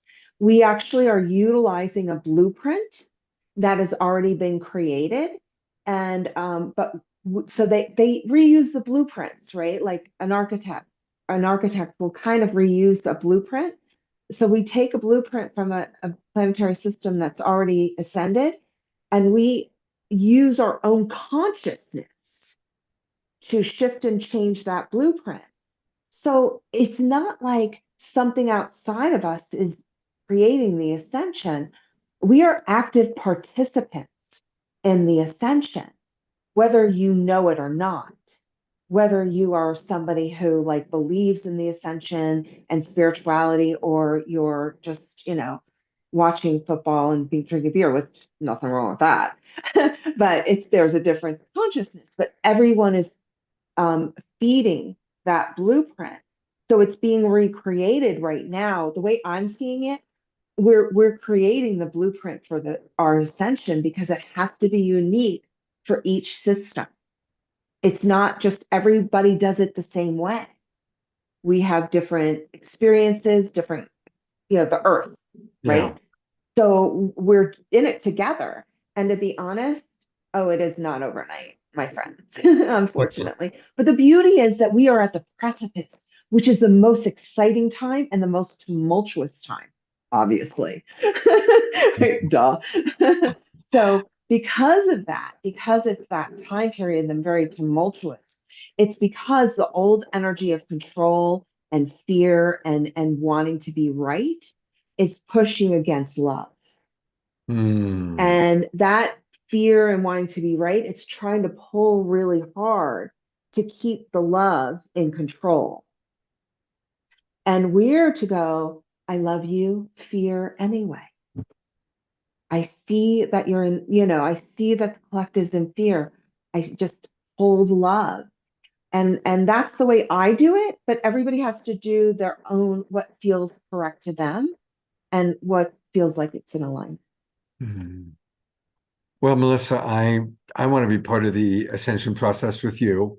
And I look forward to more experiences with you both in person. Of course, I'll be in Sedona in November. Many of our Global Peace Tribers will be there, and I hope you'll be one of our teachers, one of our presenters at the retreat in mid-November up at Louisa Stowe's beautiful retreat site. And get her book, learn about the Akashic Records, or book an appointment to work with this wonderful, wonderful angel of ascension. Thank you so much, Melissa. Love you, Scott. Thank you. Bye. I love you guys. Love you too. All right, two quick Global Peace Tribe announcements, and then we're going to close out with a third and final song from Amashar. This Saturday night show is going to be very unique. Usually on Saturday nights I have from 4 to 7 guests, but this Saturday night we're only going to have 2. And each one is going to actually have an hour to take you through a process. And the theme of the show is greater health, vitality, and nervous system regulation. Prema Gaia is a very dear friend of mine, and she has over 20,000 people who have taken her course on nervous system regulation. And Carrie Chinner, you might remember, was on the show before, and she just gave us a little tiny dose of her amazing work. So it's going to be a powerful but a different kind of a show on Saturday night. It's going to be a little bit deeper and a chance for us to really go deeper in what we learn for these 2 amazing women. But of course, we will have Amashar to do 3 songs for us to lighten everything up. So please do join us on Saturday night. And then a reminder that the Zoom rooms that you all have for this season are ending on Saturday night. Next week, it's a new season, new Zoom rooms. Thank you to all of you who have registered already, joined us. Every time I see the registration come in, a little, oh, Eleanor Joy just joined. Ian joined. Jerry Anderson joined. And it makes my heart smile every time I see one of you resubscribing. So thank you very, very much. And for anybody who's watching on Facebook or on YouTube, it's really easy to join the Global Peace Tribe. And now's the time to do it because we are just starting a brand new season. So go to globalpeacetribe.com, globalpeacetribe.com, and you'll learn all about our upcoming shows and what we're doing. And then click register for the new season. And that takes you to our registration page. And you can come in at several different levels. We do a show every Wednesday night and every Saturday night. And once a month, we do a Sacred Sunday show. And we do a lot of special events. And by the way, our Sacred Sunday show will be not this Sunday, but the following Sunday, again, in collaboration with Soul Search. So join us. And I'll put into the Zoom room the link for registration for all of you that are in our Zoom room. Thank you so much for being with us. And I'm going to turn it over to our beloved brother, Amashar. And it's so good to have him back from Japan and by our side. I was scrambling. For those of you on Saturday night, when I didn't have Amashar and the videos I was supposed to have from all my interviews weren't there, I was juggling plates. So it's good to have you back with us, brother. And take it away.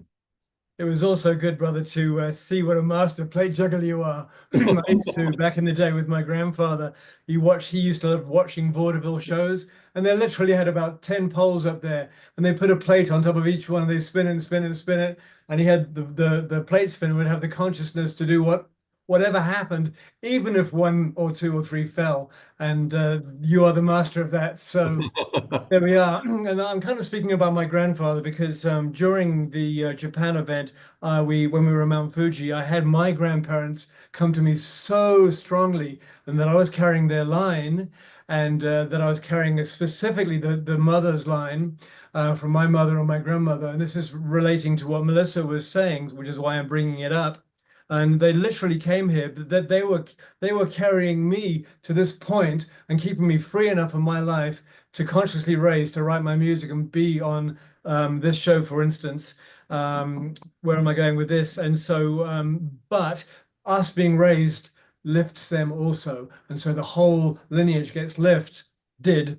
And this song, Melissa, is for you, and it's called Out of the Blue, and it's a short metaphysical pop song, and it's about whatever happened to the ones that came before. Did they just vanish into the blue? Maybe they're living the dream that we know to be true and reaching their hands back out of the blue. And so here we are. And I'm just going to change a couple of things. First, I have to put a rock star background on, then change the thingamajig. This one, and this. Right. Okay.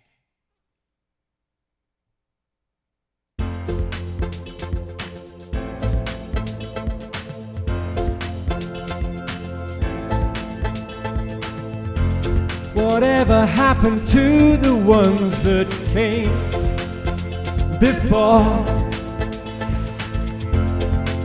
Did they just vanish into the blue?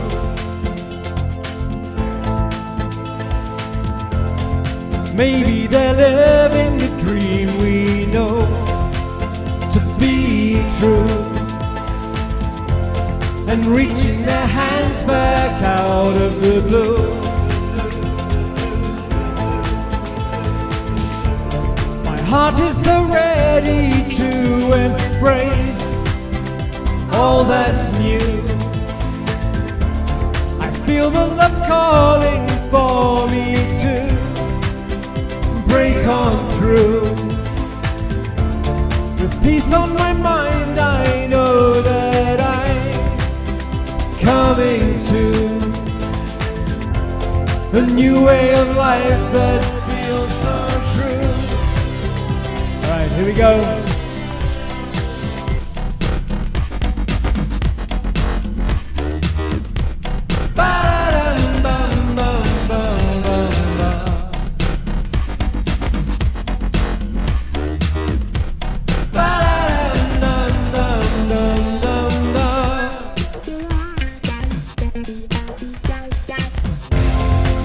There's nothing here to hold me back from you. The clouds of my life have blown away.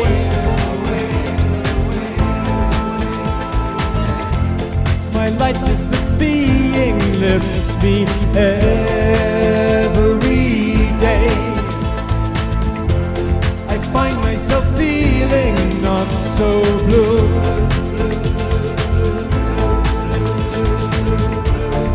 Heart is so ready to embrace all that's new. I feel the love calling for me to break on through. With peace on my mind, I know that I'm coming to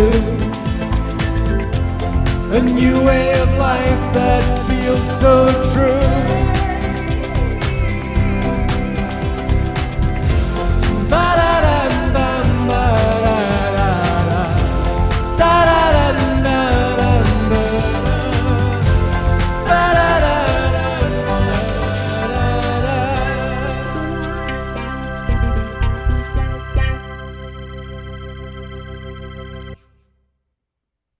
Let's all twinkle, Omashar. Let's all twinkle each other, twinkle our feathers, twinkle our fingers.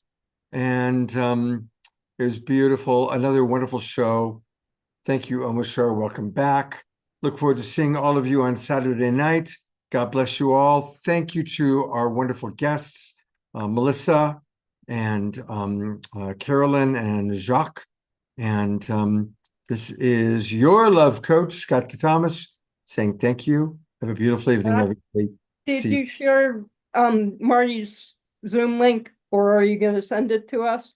It's in there, honey. I put it in the chat box. I'll resend it Thank to you. I Sylvia. didn't see it Okay. yet. So Yeah, it's in the chat box. You know what I'll do is or maybe somebody can see it and put it back in.